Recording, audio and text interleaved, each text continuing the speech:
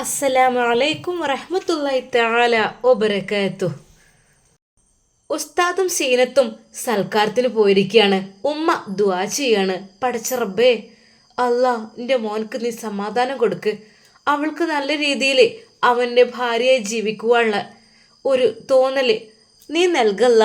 അവളുടെ ഇഷ്ടത്തിന് അല്ലെങ്കിൽ അവൻ്റെ ഇഷ്ടത്തിന് രണ്ടു പേർക്കും ഒരേ മനസ്സായി മുന്നോട്ട് പോകാൻ കഴിയണേ അല്ലാ. അതാണ് ആ ഉമ്മ ആഗ്രഹിച്ചത്. പക്ഷേ തൻ്റെ മകനോട് എപ്പോഴും തർക്കുത്തരം പറഞ്ഞുകൊണ്ടും തൻ്റെ മകൻ പറഞ്ഞത് അനുസരിക്കാതെയുമാണ് അവളുടെ നടപ്പ്.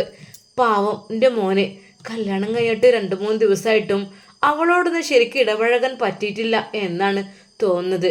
അല്ല, ഓരോരുത്തർക്കും ഓരോ വിധി. എൻ്റെ കുട്ടിക്ക് ഞാൻ ആറ്റുനോറ്റ് ഒരു കല്യാണം ഉറപ്പിച്ചുണ്ടാക്കിയപ്പോൾ അതാണെങ്കിൽ ഇങ്ങനെയായി. റബ്ബേ, പാവം റഹ്മാനെ, എൻ്റെ കുട്ടിയെ നീ കാത്ത് രക്ഷിക്കല്ല. അവളുടെ വീട്ടുകാരോട് പറയാഞ്ഞാലും പറ്റൂലല്ലോ. ഇനിയിപ്പോൾ എന്താ ചെയ്യുക? അവർ സൽക്കാരത്തിന് സന്തോഷത്തോടെ വിളിക്കുകയാണ്. കാരണം ഒരു വിവാഹം കഴിഞ്ഞ സൽക്കാരം എന്ന് പറഞ്ഞാൽ അവർക്ക് ഏറ്റവും കൂടുതൽ സന്തോഷമുള്ള ദിവസമാണ്. കാരണം തൻ്റെ പ്രിയപ്പെട്ട കെട്ടിച്ചു വിട്ട മകളും മരുമകനും വീട്ടിലേക്ക് വന്ന് കയറുകയാണ്. അവരുടെ മനസ്സിൽ ഒരുപാട് സ്വപ്നങ്ങൾ ഉണ്ടാകും. അതൊന്നും തൽക്കാലം ഇപ്പോൾ തകർക്കണ്ട. തകർത്തു കഴിഞ്ഞാൽ ഒരു പക്ഷേ അവർക്ക് ആ സന്തോഷമില്ലാതാവും. തൽക്കാലം ഇപ്പോൾ ഒന്നും പറയണ്ട. എൻ്റെ മക്കളവിടെ നല്ല രീതിയിൽ റാഹത്തായി എത്തട്ടെ. ഉമ്മ ഫോണിലേക്ക് നോക്കിയിരുന്നു. കുറച്ച് കഴിഞ്ഞപ്പോൾ അതാ ഫോൺ ബെല്ലടിക്കുന്നു. ഉമ്മ ഫോൺ എടുത്ത്, അല്ലാ മോനെ. ഉമ്മ അസ്സലാമു അലൈക്കും. വലൈക്കും അസ്സലാം. മോനെ എത്തിയോ? ആ ഉമ്മ എത്തിട്ടോ. ഞങ്ങൾ അവരുടെ വീടിന് മുമ്പിൽ എത്തിയിട്ടുണ്ട്. ഞാൻ കയറുന്നതിന് മുമ്പൊന്ന് വിളിച്ചതാണ്. ആയിക്കോട്ടെ മോനെ, നല്ല രീതിയിൽ പോയിക്കോളിട്ടോ. അല്ലാ, ഉമ്മാക്ക് ആകെ ആവലാതിയായിരുന്നു. അവരെ സ്വീകരിക്കുവാൻ വേണ്ടി അതാ അവിടുത്തെ ഉമ്മയും ഉപ്പയും ആങ്ങളെയുമെല്ലാം വരുന്നു. ആ മോളെ, സീനത്തെ, മോനെ കയറിക്കോളി. ഉസ്താദിനെ നല്ല രീതിയിലാണ് അവർ സ്വീകരിച്ചിരുത്തിയത്. ഇവിടെ ഒരുപാട് ആളുകളുണ്ട്. എല്ലാവരും ഉസ്താദിനെ വന്ന് സലാം പറഞ്ഞുകൊണ്ടും വിശേഷങ്ങൾ പങ്കുവെച്ചുകൊണ്ടും ശരിക്കും ഷെഫി ഉസ്താദ് വിചാരിച്ചു, റബ്ബേ എത്ര നല്ല ഫാമിലി, എന്തൊരു സ്നേഹമാണ് ഇവർക്ക്.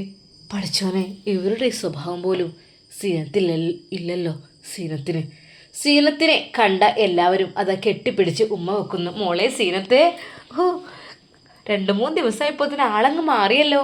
മോളെ, നിന്റെ ഭാഗ്യാണടി ഇങ്ങനൊരു ഉസ്താദിനെ നിനക്ക് കിട്ടിയത്. കാരണം നിനക്ക് പർദ്ദ ഹിജാബൊക്കെ ഇട്ട് നടക്കാലോ. എന്തൊരു നല്ല ഭാഗ്യവതിയാ മോളെ. നമുക്ക് ദുനിയാവിലല്ല ആഖിറം വേണ്ട. ദുനിയാവിൽ നല്ല സുഖസുന്ദരമായി ജീവിക്കണമെങ്കിൽ ഇങ്ങനത്തെ ഉസ്താദുമാരുടെ വൈഫായിട്ട് ജീവിക്കണം. അങ്ങനെ ആകുമ്പോൾ അവർക്ക് നല്ല സ്നേഹവും ഉണ്ടാവും, നല്ല കെയറിങ്ങും ആയിരിക്കും നമ്മളോട്. സീനത്ത് കാര്യമായിട്ടൊന്നും മിണ്ടിയില്ല. എന്താ മോളെ നിനക്കൊരു സന്തോഷമില്ലാത്ത? സന്തോഷത്തിനെന്താ, എല്ലാവരും കൂടി കൂട്ടി കെട്ടിച്ചെന്നല്ലേ. ഞാൻ പലവട്ടം പറഞ്ഞിട്ടുണ്ട് ഉസ്താദിനെ വേണ്ട എന്നുള്ളത്. എന്താ മോളെ, എന്തു പറ്റി? ഒന്നും പറ്റിയിട്ടൊന്നല്ല. എനിക്ക് ഇഷ്ടമില്ലാത്ത ജീവിതത്തിലേക്ക് നിങ്ങൾ എന്നെ തള്ളിയിട്ടു എന്ന് വേണമെങ്കിൽ പറയാം. ഞാൻ പറഞ്ഞില്ലല്ലോ വേറൊരു വിവാഹത്തിനെ കുറിച്ച്. അത് നിങ്ങളത് ചിന്തിച്ചില്ലല്ലോ.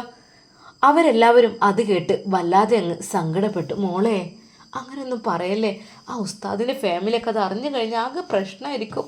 നല്ലൊരു കിട്ടലാണ് നമുക്ക് കിട്ടിയത്. കിട്ടല് മോളെ. അപ്പോഴേക്കും അതാ ഉസ്താദിനെ ഭക്ഷണം കഴിക്കുവാൻ വേണ്ടി വിളിക്കുന്നു. എല്ലാവരും കൂട്ടത്തിലിരുന്നു കൊണ്ട് ഉസ്താദും അവളും ഭക്ഷണം കഴിക്കുന്നു.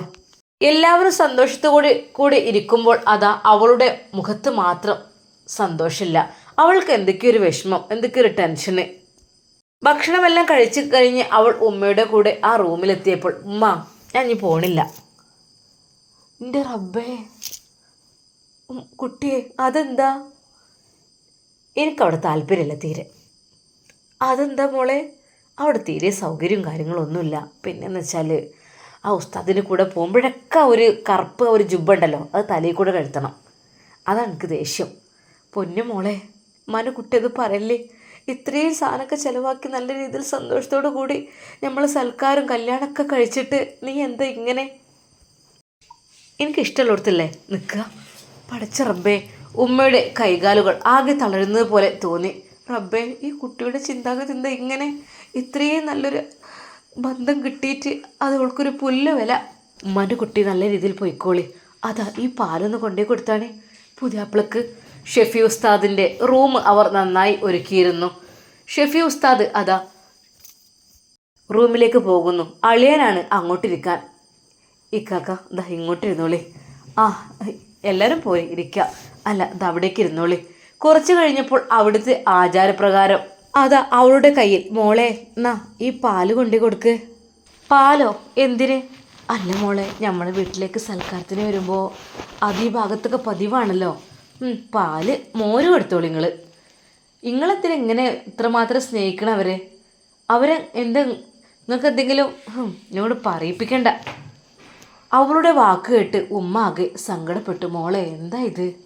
പഠിച്ചോനെ പാവം ആ കുട്ടി. ഉമ്മ പാല് വേണമെങ്കിൽ നിങ്ങളിനാണ് കൊണ്ടുപോയി കൊടുത്തോളൂ കേട്ടോ, എന്നോട് പറയണ്ട. അവൾ അങ്ങോട്ട് പോകാൻ കൂട്ടാക്കിയില്ല. അപ്പോഴേക്കും അവളുടെ അമ്മായി മോളെ ഒന്ന് കൊണ്ടുപോയി കൊടുത്താളി. കാരണം നമ്മളെ വീട്ടിൽ വരെ വന്നിട്ട് വരെ മോശമാക്കാൻ പാടില്ലല്ലോ.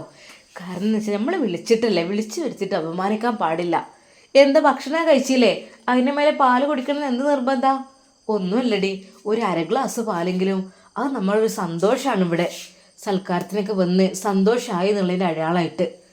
അതിനെ എന്നെ കിട്ടൂല, അമ്മായി എന്നെ കൊണ്ടുപോയി കൊടുത്തോളിട്ടോ. അവൾ പിടിവാശിയിൽ തന്നെയായിരുന്നു. എല്ലാവർക്കും അവളുടെ കാര്യത്തിൽ ഭയം ഉണ്ടായിരുന്നു. കാരണം കല്യാണം കഴിഞ്ഞ് പോയത് തന്നെ വലിയൊരു സന്തോഷം, സമാധാനം എന്ന് കരുതി നിൽക്കുകയായിരുന്നു. പക്ഷെ ഇവരുടെ സ്വഭാവത്തിൽ മാറ്റമൊന്നും വന്നിട്ടില്ല എന്നത് അവർക്കെല്ലാം മനസ്സിലായി തുടങ്ങി. ഇനിയിപ്പോൾ എന്താ റബ്ബേ ചെയ്യാം? തൽക്കാലം അത് വേണ്ടാന്ന് വെക്കേണ്ടി വരും. എന്നാൽ അവിടെ നിന്ന് അതാ ഷെഫി ഉസ്താദ് എഴുന്നേൽക്കുന്നു. ഉപ്പ, മോനെ ഇരിക്കും മോനെ, കുറച്ച് കഴിഞ്ഞിട്ട് ഉപ്പ എന്നാൽ ഞങ്ങൾ അങ്ങോട്ട് ഇറങ്ങട്ടെ കേട്ടോ. ഇറങ്ങേ, കുറച്ച് കഴിഞ്ഞിട്ട് പോയാൽ പോരെ മോനെ, എന്തിനാണ് ഇപ്പം തന്നെ പോകുന്നത്? അല്ല ഉപ്പ, ഞങ്ങൾ പോട്ടെ. ഉമ്മയുടെ മോനെ ഇരിക്കേ, കുറച്ച് കഴിഞ്ഞിട്ടൊക്കെ പോവാലോ. എന്താ ഇപ്പം തിരക്കൊന്നും ഉണ്ടായിട്ടില്ല, എന്നാലും പോട്ടെ. പിന്നെ പറ്റണമെങ്കിൽ എനിക്ക് നാളെ രാവിലെ പള്ളിയിൽ പോവും വേണം. അങ്ങനെ കുറച്ച് തിരക്കും കാര്യങ്ങളൊക്കെ ഉണ്ട്. അപ്പോൾ ഇൻഷാ അല്ലാ ഞങ്ങൾ പിന്നെ സൽക്കാരത്തിന് വേറെ സ്ഥലത്തേക്ക് വിളിച്ചിട്ടുണ്ട്. അപ്പോൾ അങ്ങോട്ടും ഇങ്ങോട്ടും വരായതുകൊണ്ട് പോരാൻ പറ്റിയിട്ടില്ല. പിന്നെ വരാമെന്ന് പറഞ്ഞു. ജസ്റ്റ് നമുക്ക് അറിയണവരുടെ അടുത്തൊക്കെ ജസ്റ്റ് ഒന്ന് കയറി പോകുന്നു വിചാരിച്ചു. കാരണം എല്ലാവരും ഈ സൽക്കാരം എന്ന് പറഞ്ഞാലേ നമുക്ക് അത് ബുദ്ധിമുട്ടല്ലേ. പെട്ടെന്ന് അതാ ഉസ്താദ് വിളിക്കുന്നു. സീനത്ത്. അവൻ്റെ ആ ഒരു മനോഹരമായ ശബ്ദത്തിലുള്ള വിളി കേട്ട് അവരെല്ലാവരും നോക്കി. സീനത്ത് ദേഷ്യത്തിൽ തന്നെയാണ് തുടങ്ങി വിളിക്കുന്നുണ്ട്. മോളെ ചെല്ല് മോളെ, ഒന്ന് പോയി നോക്ക്. പോവൊന്നും വേണ്ട നിങ്ങൾക്ക്. എന്താ പിന്നെ എല്ലാവരും ഇങ്ങനെ ഉന്തി പറഞ്ഞേക്കണത്? ഞാൻ ഇവിടെ നിന്ന് വിചാരിച്ചിട്ട് നിങ്ങൾക്ക് എന്താ? അവളുടെ ആ ഒരു നില കൂടുതൽ വഷളാകുന്നതായിട്ടാണ് അവർക്ക് തോന്നിയത്. എല്ലാവർക്കും ഭയമായി. നേരെ ഏതാ അവളുടെ അടുക്കലേക്ക് ഉപ്പ ചെല്ലുന്നു. മോളെ, ഉപ്പാൻ്റെ കുട്ടി പോയിക്കോളിട്ട്. എന്നാലേ ഓൻ വിളിക്കല്ലേ. ഇൻഷാ അല്ലാ ഇനിയും പാർക്കാൻ വരാം, ഞാൻ വിളിക്കണ്ട കേട്ടോ. എല്ലാവരും അവളെ വീട്ടിൽ നിന്ന് പറഞ്ഞയക്കുവാൻ ശ്രമിക്കുകയാണെന്ന് അവൾക്ക് മനസ്സിലായി. എന്തിനാ പിന്നെ ഞാൻ ഇവിടെ നിൽക്കുന്നത്? ആർക്കും ഇഷ്ടമല്ല. ഉപ്പാക്ക് ഇഷ്ടമല്ല, ഉമ്മാക്ക് ഇഷ്ടമല്ല, അമ്മായിക്കും ഇഷ്ടമല്ല, ആങ്ങൾക്കൊന്നും ഇഷ്ടമല്ല. ഞാൻ പിന്നെ എന്തിനാ ഇവിടെ ഇങ്ങനെ നിൽക്കുന്നത്? അതിനേക്കാൾ സ്നേഹം തരുന്നത് ഓലെ വീട്ടുകാരനാണ്. മനമില്ലാ മനസ്സോടുകൂടി അവളതാ ഉസ്താദിൻ്റെ കൂടെ ഇറങ്ങുന്നു. ഞങ്ങൾ പോയിട്ട് വരട്ടെ ഉമ്മ, ഉപ്പ, അമ്മായി. ഷെഫി ഉസ്താദ് എല്ലാവരോടും യാത്ര പറഞ്ഞു. എങ്കിലും സീനത്ത് ഒരാളോടും കാര്യമായിട്ട് മിണ്ടിയില്ല. അവൾ ഉസ്താദിൻ്റെ ബൈക്കിൻ്റെ പിറകിൽ കയറിയിരുന്നു. അവർ യാത്രയായപ്പോൾ വിചാരിച്ചു, പഠിച്ചോനെ എന്താ ഇതിപ്പോൾ എന്താ റബ്ബേ ഇങ്ങനെ? അവളുടെ മനസ്സിൽ എന്താണാവോ? അത് കാര്യം മറ്റൊന്നുമല്ല. ഓള് വിവാഹത്തിന് പറഞ്ഞപ്പോൾ വല്ലാതെ താല്പര്യം പ്രകടിപ്പിച്ചിട്ടില്ലേനു. പിന്നെ നമ്മൾ പിടിച്ചാണ് കെട്ടിച്ചേക്കല്ലേ. പിന്നെ എന്തെങ്കിലുമൊക്കെ പ്രശ്നം എന്തൊക്കെ ഉണ്ടായിക്കഴിഞ്ഞാൽ അതിലേറാവും വിചാരിച്ചു കണ്ട് തന്നെയാണ് ഇതിന് വേഗം നിന്നതും. എന്നാൽ പിന്നെ ഉസ്താദായാൽ അത് നന്നാവും ചെയ്യുമല്ലോ, ഓല സ്വഭാവത്തിനനുസരിച്ചൊക്കെ നിന്നിട്ട്. അതായിരുന്നു അവർ ലക്ഷ്യം വെച്ചിരുന്നത്. പക്ഷെ മകളുടെ സ്വഭാവത്തിൽ ഒരു മാറ്റവുമില്ല എന്നുള്ള കാര്യത്തിൽ അവർ എല്ലാവരും വിഷമിച്ചു. സൽക്കാരം കഴിഞ്ഞ് അവരിറങ്ങിയപ്പോഴേക്കും അവരുടെ മനസ്സിൽ അത് മാത്രമല്ല ചിന്ത. റബ്ബേ, ഈ കുട്ടി എന്താ റബ്ബേ ഇങ്ങനെ? കുട്ടിക്ക് എന്തിൻ്റെ കേടാ? ഓരോരുത്തരും ഓരോ ഉസ്താദന്മാരെ കിട്ടാതെ, കാരണം ഓരോരുത്തർ എത്തിക്കിട്ടിയ സമാധാനമുള്ള ജീവിതം ഉണ്ടാവുമല്ലോ, അതെല്ലാവർക്കും നന്നായിട്ട് അറിയാലോ. ഈ കുട്ടീൻ്റെ ചിന്താഗതി എന്തൊക്കെയാണാവോ? എന്നാൽ ഈ സമയം അതാ സീനത്തിൻ്റെ ഉമ്മയുടെ നമ്പറിലേക്ക് ഒരു കോള് വരുന്നു. ഹലോ പഠിച്ചോനെ, ഇത് ഷെഫിമോൻ്റെ ഉമ്മയാണല്ലേ വിളിക്കുന്നത്? ഹലോ, അസ്സലാമു അലൈക്കും. വലൈക്കും അസ്സലാം. മക്കൾ പോന്നോ? ആ മക്കൾ പോന്നു, കുറച്ച് സമയമായി. ഇപ്പം ഇത് അപ്പം നേരം ഇങ്ങോട്ട് ഇറങ്ങിയിട്ടുള്ളൂ, അധികമായിട്ടില്ല, എത്താനൊക്കെ ആവണുള്ളൂ. ആ ആയിക്കോട്ടെ. എന്തൊക്കെയാ നിങ്ങളെ വർത്താനം? നിങ്ങൾക്കും പോന്നാൽ മതിയായിരുന്നല്ലോ അല്ലേ? അല്ല, ഓല് പിന്നെ ബൈക്കുമ്മല്ലാണ്ട് പോന്നോട്ട് വിചാരിച്ചു കണ്ടേ ഞാൻ. ഓലല്ലേ, ഓൽക്കല്ലേ സൽക്കാരം ഇതൊക്കെ.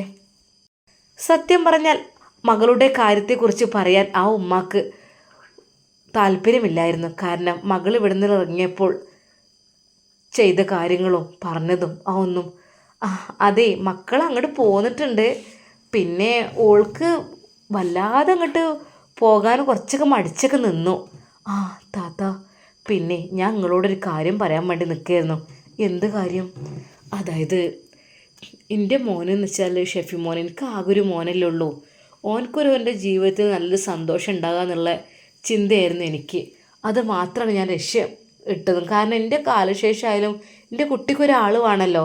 അത് ഞാൻ മരിക്കണതിന് മുമ്പ് തന്നെ ആണെന്ന് വിചാരിച്ചിട്ടാണ് എന്തൊക്കെ തന്നെയല്ലോ ബ്രോക്കറോടൊക്കെ പറഞ്ഞ് കാര്യങ്ങളൊക്കെ ശരിയാക്കി റെഡിയാക്കിയതൊക്കെ. അപ്പോൾ കല്യാണം കഴിഞ്ഞപ്പോൾ പെണ്ണിനെ എന്തൊക്കെയോ ഒരു മൂഡ് ഓഫ്, എന്തൊക്കെയോ ഒരു ഓനോട് എന്തൊക്കെയോ ഒരു ദേഷ്യം, അങ്ങനത്തെ രീതിയിൽ സംസാരമൊക്കെ എടുത്തിട്ടിട്ട് അത് കേട്ടപ്പോൾ ശരിക്കും അവർ ഞെട്ടി. അല്ലാ പഠിച്ചവനെ, എന്താ ഇനിയിപ്പോൾ ചെയ്യുക? ആ അതെ, അങ്ങോട്ട് മാറിക്കോളും. അല്ലേ, എൻ്റെ കുട്ടിനോട് നല്ല രീതിയിൽ നിൽക്കുകയാണെങ്കിൽ എനിക്ക് കുഴപ്പമില്ലായിരുന്നു. പക്ഷെ ഓളോട് ഓന് അങ്ങനെ നല്ല രീതിയിൽ തന്നെയാണ് നിൽക്കുന്നത്. പക്ഷെ തിരിച്ച് അവൾക്ക് അങ്ങനത്തെ ഒരു സ്നേഹമോ കാര്യമോ ഒന്നുമില്ല കേട്ടോ. എന്താ ഞങ്ങൾ ചെയ്യുക വിചാരിച്ച് നിൽക്കുകയാണ്. നിങ്ങൾ കുറച്ചും കൂടി ക്ഷമിച്ച് നോക്കി. കാരണം ചിലപ്പം അതൊക്കെ റെഡിയായി കിട്ടിയാലോ.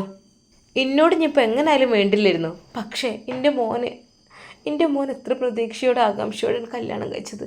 പക്ഷേ അവൾ അടുപ്പിക്കണില്ല, അവനെ തീരെ അടുപ്പിക്കണില്ല. ഒന്നുമില്ലെങ്കിൽ ഭാര്യയല്ലേ, കെട്ടിയ പെണ്ണല്ലേ, എത്ര മോഹം ഉണ്ടാവും ഓനക്കും. ഓൻ്റെ പ്രായം ഇപ്പം എന്താ? കല്യാണം കഴിഞ്ഞിട്ടല്ലേ ഉള്ളൂ. എന്താ തീരെ ഓൾക്കൊരു സഹകരണം ഇല്ല ഞാൻ കാട്ടുക? അല്ല, അങ്ങനെയൊക്കെയാണോ? നിങ്ങളൊന്നും കൂടെ ക്ഷമിച്ചൊന്ന് പറഞ്ഞു കൊടുക്കിയ കാര്യങ്ങളൊക്കെ. അവർക്കും നല്ല സങ്കടം ഉണ്ടായിരുന്നു. അല്ല, എന്താന്നാവും അവൾക്ക് പറ്റിയത്? അല്ല, വീട്ടിലത്തെ ജോലിയൊക്കെ അവൾ ചെയ്യണുണ്ടോ? ഞാൻ വിളിക്കലൊന്നുമില്ല. ഞാൻ വിചാരിക്കും ഇനി ഓല സന്തോഷമല്ലേ വലുത് എന്ന് കരുതിയിട്ട് ഞാൻ വിളിക്കലൊന്നുമില്ല. പിന്നെ എണീറ്റ് വരുമ്പോഴൊക്കെ ഒരുപാട് സമയമൊക്കെ ആവും. അപ്പോൾ ഒരു സങ്കടമാണ്. സുബഹിയൊക്കെ തെറ്റുമ്പോഴേ നമ്മൾ വെച്ചാൽ അങ്ങനെ ശീലമായ ആൾക്കാരല്ലേ. അല്ല, അങ്ങനെയൊക്കെയാണല്ലേ. ഇനിയിപ്പോൾ എന്താ റബ്ബേ ചെയ്യുക? നിങ്ങളോളോടൊന്നും കൂടിയൊക്കെ പറഞ്ഞ് മനസ്സിലാക്കി കൊടുത്തു നോക്കിട്ടോ. കാരണം എന്താണെന്നോ, ഇപ്പോഴത്തെ പെൺകുട്ടികളല്ലേ, നമ്മൾ വിചാരിച്ചു കൊടുത്തൊന്നും ചിലപ്പം കിട്ടൂല. നിങ്ങളൊന്നും കൂടി പറഞ്ഞ് മനസ്സിലാക്കി കൊടുത്തോളൂ. ഇൻഷാ അള്ളാഹ് ശരിയായിക്കോളും. താത്ത, നിങ്ങളെ വിഷമിപ്പിക്കാൻ വേണ്ടി പറഞ്ഞതല്ല. ഞാൻ എൻ്റെ കുട്ടീൻ്റെ അവസ്ഥയാണ്. ഇനിയിപ്പോൾ എൻ്റെ കുട്ടി നാളെ പോവാണ് മദ്രസക്ക്, പള്ളിക്കൊക്കെ. കാരണം ഒരു സന്തോഷത്തോടു കൂടിയുള്ളൊരു പോക്കല്ല എൻ്റെ കുട്ടി പോണത്. സാധാരണ കല്യാണം കഴിഞ്ഞാൽ എന്തൊരു സന്തോഷത്തിലായിരിക്കും എല്ലാവരും. പക്ഷെ എൻ്റെ കുട്ടിക്ക് അതിനുള്ള ഭാഗ്യം ഉണ്ടായില്ല. എനിക്ക് അങ്ങോട്ട് അടുക്കുമ്പോഴത്തിന് എന്തെങ്കിലുമൊക്കെ പറയും. എന്താ ഇവിടെ നോക്കിക്കണ്, അങ്ങനെ ഇങ്ങനെയൊക്കെ പറഞ്ഞിട്ട് അധിക സമയം ഫോണുമ്പോൾ അങ്ങനെ ചിലവഴിക്കും. എനിക്ക് എൻ്റെ കുട്ടീനെ സത്യം പറഞ്ഞത് സങ്കടം തോന്നുകയാണ്. നാളെ പോവും എൻ്റെ കുട്ടി. നിങ്ങൾ കരയില്ലേ, അതൊക്കെ ശരിയായിക്കോളും, സാരമില്ല. അവർ ചിലപ്പോൾ എത്താനായിട്ടുണ്ടോ, ഞാൻ വെക്കട്ടെ കേട്ടോ. ആയിക്കോട്ടെ, എന്നാൽ ശരി. അസ്സലാമു അലൈക്കും. മക്കൾക്ക് വേണ്ടി ദുആ ചെയ്യണം കേട്ടോ. ഇൻഷാ അല്ലാ. കുറച്ച് കഴിഞ്ഞപ്പോൾ അതാ അവർ രണ്ടുപേരും വരുന്നു. ഉമ്മ പുറത്തേക്ക് ഇറങ്ങി നിന്നില്ല. കാരണം അഥവാ അവിടെ നിന്ന് എന്തെങ്കിലും ചോദിച്ചാൽ അവൾ തിരിച്ച് തട്ടുത്തരം പറയുന്നത് കേൾക്കേണ്ടി വരും. എന്നാൽ അന്ന് ഉമ്മ എന്ന് വിളിച്ച് ഷെഫി ഉസ്താദ് അങ്ങോട്ട് വരുന്നു. മോനെ, പോയി വന്നോ? സീനത്ത് മോളെ, പോയി വന്നോ? പിന്നെന്താ, അവിടെ നിൽക്കാനാണോ ഞാൻ പോയത്? അവളുടെ അപ്പോൾ തന്നെയുള്ള ആ ഒരു ഉത്തരം. അല്ല മോള്, ഞാൻ പോയി വന്നോ എന്ന് ചോദിച്ചതാണ്. നിങ്ങളെ വിചാരം ഞാനവിടെ നിൽക്കുന്നതായിരിക്കില്ലേ? നിൽക്കൊന്നുമില്ല. എങ്ങനെയാണ് നിൽക്കൽ? അവിടുത്തോൽക്ക് എന്നെ ഇവിടുത്തെ ഇഷ്ടമില്ലാത്ത പോലെയാണ്. എല്ലാവരിനോട് പോണില്ലേ എന്നാണ് ചോദിക്കണത്. പിന്നെ ഞങ്ങൾ പോന്നു. അല്ല അപ്പം എന്താ, മോൾ ഇവിടെ നിന്നോ, മോൾക്ക് വേണ്ട കാര്യങ്ങളൊക്കെ ഉമ്മ ചെയ്തു തരുമല്ലോ, മോൾ വിഷമിക്കണ്ട, മോൾ ഇവിടെ നിന്നിട്ടോ. നല്ല രീതിയിൽ സ്നേഹത്തോടു കൂടി തന്നെയായിരുന്നു ഉമ്മ അവളെ സ്വീകരിച്ചത്. ഉമ്മ പെട്ടെന്ന് അടുക്കളയിലേക്ക് പോയി കട്ടൻ ചായ ഉണ്ടാക്കി കൊണ്ടുവന്നു. മക്കളെ, തത്ത് കുടിച്ചോളൂ, തലവേദനയൊക്കെ ഉണ്ടെങ്കിലേ ആണ് മാറിക്കോളൂ, വെയിലെ കൊണ്ടുവന്നതല്ലേ. ഉമ്മ വല്ലാത്തൊരു കൊതിയായിരുന്നു ഈ ഒരു കട്ടൻ ചായക്ക്. ബിസ്മില്ലാഹിർ റഹ്മാൻ റഹീം. ഉസ്താദ് അവിടെ ഇരുന്നു കൊണ്ട് ചായ കുടിച്ചു. അവൾക്കും അതാ ഉമ്മ ചായ കൊടുത്തു. എന്നാ മോളെ ഇത് കുടിച്ചു, തലവേദനയൊക്കെ ഉണ്ടെങ്കിലേ ഒന്നും മാറിക്കോളും. അവൾ ഒന്ന് ചായ പതുക്കെ ഒന്ന് കുടിച്ചു. അയ്യേ ഇതെന്താ കയ്പ്പ്. മോളെ കട്ടൻ ചായ അല്ലേ, ഞാൻ പൊടിയൊക്കെ കുറച്ചാണല്ലോ ഇട്ടത്, എനിക്ക് വേണ്ട എന്ന് പറഞ്ഞിട്ട് ഓൾ ആ ചായ ഗ്ലാസ് നീക്കി വെക്കുന്നു. അതുമായി അവൾ മുറ്റത്തേക്ക് പോയിട്ട് അതൊരൊറ്റ മറിക്കൽ. സീനത്തെ നീ എന്ത് ചെയ്യുന്നത്? ഉമ്മ ഉണ്ടാക്കി തന്ന ചായ ഒഴിക്കണെന്തിനാ? അവിടെ വെച്ചാൽ പോരെ, ഇഷ്ടമില്ലേ കുടിക്കണ്ട വെച്ചാൽ പോരെ. ഞാനൊരു മുറുക്ക കുടിച്ചില്ലേ, കയ്പോണണ്ട് ഒഴിച്ചാണ്, ഇനിയിപ്പോൾ എന്തിനാ ഒരാളെ കയ്പ് കയറ്റിക്കണ്? ഉമ്മ എന്ത് ചെയ്യണം എന്ത് പറയണമെന്നറിയാതെ മകൻ്റെ മുഖത്തേക്ക് ദയനീയമായി ഒന്ന് നോക്കി. ഉമ്മ സാരല്ല, എല്ലാം വിധി, നമ്മളെ വിധി, അത് പറഞ്ഞാൽ മതി. പൊന്നു മോനെ, ഉമ്മാൻ്റെ കുട്ടിക്ക് പറ്റിയത് എന്താ? രണ്ടാളും കൂടി സ്വകാര്യം പറയണേ. എവിടേക്കും ഒന്ന് തിരിയാനും മറിയാനും പറ്റില്ല. എൻ്റെ കുറ്റം പറയലല്ലേ എല്ലാവർക്കും ജോലി. മോളെ നീ വിചാരിക്കുന്ന പോലെയല്ല. ആരാ മോളുടെ കുറ്റം പറഞ്ഞത്? ഞങ്ങൾ ഒരിക്കലും നിൻ്റെ കുറ്റം പറയല്ല മോളെ. മോള് നന്നാവണമെന്നാണ് ഞങ്ങൾ ആഗ്രഹം. കാരണം എന്താണെന്ന് വെച്ചാൽ ഞങ്ങൾക്കിവിടെ ആരുമില്ല. മോളും നമ്മൾ മാത്രം തന്നെ ഉള്ളൂ. പിന്നെ വേറൊരാൾ വരാനില്ലല്ലോ. മോളല്ലേ ഇവിടുത്തെ കാര്യക്കാരത്തി, മോളല്ലേ ഇവിടുത്തെ കാര്യങ്ങളൊക്കെ നോക്കേണ്ടത്. ഈ ഒരു ചെറ്റക്കുടിലെ കാര്യം എന്നെക്കൊണ്ട് കഴിയില്ല നോക്കാൻ. അത് പറഞ്ഞുകൊണ്ട് അവൾ അകത്തേക്ക് കയറി. അവൾ അവിടെ റൂമിൽ കമിഴ്ന്ന് കിടന്നുകൊണ്ട് അതാ ഫോൺ എടുത്ത് എന്തൊക്കെയോ ടൈപ്പ് ചെയ്യുന്നു. പെട്ടെന്ന് ഉസ്താദ് അങ്ങോട്ട് കയറി വന്നു. എടേ പിന്നെ എന്താ ഇത് ഇതിനെന്താ ഞാൻ പേര് പറയാ? എന്താ ഞാൻ എൻ്റെ റൂമിലേക്ക്, എൻ്റെ ഭാര്യയുടെ റൂമിലേക്ക് വന്നത്? ഭാര്യ ആയാലും ഭർത്താവായാലും ഞാൻ പറഞ്ഞിട്ടുണ്ട് വരുമ്പോൾ ജസ്റ്റ് ഒന്ന് ശബ്ദമുണ്ടാക്കി വരണം, അല്ലെങ്കിൽ എന്തെങ്കിലും ഒരു ക്ലൂ തരണം എന്നൊക്കെ. ഇത് അച്ചൽക്ക് കണ്ട് കയറി വരും. അതിനെന്താ പെണ്ണേ, ഞാൻ നിൻ്റെ ഭർത്താവല്ലേ, അതിനിപ്പോൾ എന്താ ഞാൻ കയറി വന്നേന്? ഒരു കുഴപ്പമില്ലല്ലേ, എന്താപ്പോൾ? നോ, അങ്ങനെയല്ല, ഓരോരുത്തർക്കും ഓരോ പ്രൈവസി ഉണ്ടാവും. നിങ്ങൾ അത് വിട്ട് കളഞ്ഞു കുടിക്കരുത് കേട്ടോ. അപ്പോൾ നിൻ്റെ രഹസ്യങ്ങളും ഒന്നും ഞാൻ അറിയണ്ട എന്നാണോ? അതല്ല, എനിക്കിഷ്ടമല്ല. എടേ അങ്ങനെ പറയും. ഭാര്യയും ഭർത്താവും ഒരു വസ്ത്രം പോലെ ആണെന്നാണ് പരിശുദ്ധ ഖുർആൻ പഠിപ്പിച്ചത്. എനിക്ക് നിന്നോട് എന്ത് പറയണമെന്ന് അറിയുന്നില്ല, പക്ഷെ എനിക്ക് എന്തെന്നറിയില്ല. ഒന്നും പറയണ്ട, ഒന്നും അറിയണ്ട, എനിക്കൊരു ഫ്രീഡം തന്നാൽ മതി, എനിക്കൊരു റൂം തന്നാൽ മതി, ഞാനിവിടെ അങ്ങനെ കഴിഞ്ഞു പോയിക്കോളാം. പക്ഷെ നിങ്ങളോട് എനിക്കൊരു ഡിമാൻഡുണ്ട്. ആ ഒരു ഡിമാൻഡ് നിങ്ങൾ എനിക്ക് വീട്ടിൽ തരണം. നിങ്ങളന്ന് പറഞ്ഞല്ലോ, എന്താ ഞാൻ പറഞ്ഞത്? ഓർമ്മയില്ലല്ലേ? നിങ്ങളന്ന് പറഞ്ഞു മോളെ നിൻ്റെ ആഗ്രഹങ്ങളൊക്കെ ഞാൻ സാധിപ്പിച്ചു തരും. പക്ഷെ അതിന് ഇവിടെ നിന്നത് കഴിയോ? ഈ കുറഞ്ഞ രീതിയിൽ സാലറി കിട്ടുന്നതുകൊണ്ട് കഴിയോ? ഒരിക്കലുമില്ല. അതിന് വേണമെങ്കിൽ നിങ്ങളൊന്ന് വിദേശത്ത് പോകണം, ഗൾഫിൽ പോയേ മതിയാവും, അല്ലാതെ ഇവിടെ നിന്നാൽ ഒന്നും കിട്ടില്ല. തൻ്റെ ഭാര്യയുടെ ആഗ്രഹം ഏറെക്കുറെ മനസ്സിലാക്കി ഉസ്താദ്, അതെ ഞാൻ അവൾക്കൊരു ഗൾഫുകാരനാവണം, ഒരിക്കലും ഇവിടെയുള്ള പാവപ്പെട്ട ഉസ്താദാവാൻ പാടില്ല, അവൾക്ക് ഗൾഫ് ജീവിതം, അവൾക്ക് ആ സെറ്റപ്പും കാര്യങ്ങളും, അതാണ് അവൾ ആഗ്രഹിക്കുന്നത്. സത്യം പറഞ്ഞാൽ ഉസ്താദിൻ്റെ മിഴികൾ നനഞ്ഞു. റബ്ബേ, എൻ്റെ ഉമ്മക്ക് ഇഷ്ടപ്പെട്ട ഫീൽഡാണ് മുത്തഅല്ലിമ്, പിന്നെ ആലിമ്, അതൊക്കെ ഉമ്മ എപ്പോഴും പറയും, മരിച്ചാൽ മോനെ എനിക്ക് വേണ്ടി നിസ്കരിക്കണം കേട്ടോ, അങ്ങനെയൊക്കെ. അപ്പോൾ അങ്ങനെയൊക്കെ വെച്ച് നോക്കുമ്പോൾ അല്ലാ, എൻ്റെ ഉമ്മക്ക് ഇഷ്ടമാണ് ഈ ഒരു വെള്ള വസ്ത്രം ധരിച്ചുകൊണ്ട് ഞാൻ ജോലിക്ക് പോകുന്നത്. റഹ്മാനെ, എൻ്റെ ഉമ്മ പറയും എൻ്റെ കുട്ടീൻ്റെ അത്തറിൻ്റെ സ്മെല്ല് അതൊരു വേറെ സ്മെല്ല് തന്നെ. മാഷാ അല്ലാ, എൻ്റെ കുട്ടി ഇവിടെ നിൽക്കുമ്പോൾ ഇവിടെ റൂം നന്നായിട്ട് സുഗന്ധം പരക്കണ പോലെയാണ് മോനെ അനുഭവപ്പെടുക. എൻ്റെ ഉമ്മ ഈ ഒരു ഫീൽഡിൽ നിന്ന് ഞാൻ പോയി കഴിഞ്ഞാൽ ഒരു പക്ഷേ വേണ്ട. എന്തിന്? ഒരു പെണ്ണിൻ്റെ ഇഷ്ടത്തിന് വേണ്ടി ഉസ്താദ് അതാ തൻ്റെ പരിശുദ്ധമാക്കപ്പെട്ട ഹയറായ ആ ജോലി ഉപേക്ഷിക്കോ? അവളുടെ ഇഷ്ടപ്രകാരം അവൻ ഗൾഫിലേക്ക് പറക്കുമോ? നമുക്ക് കാത്തിരുന്ന് കാണാം. അതുവരേക്കും എല്ലാവർക്കും അസ്സലാമു അലൈക്കും വറഹ്മത്തുള്ളാഹി തആല വബറകാതുഹു.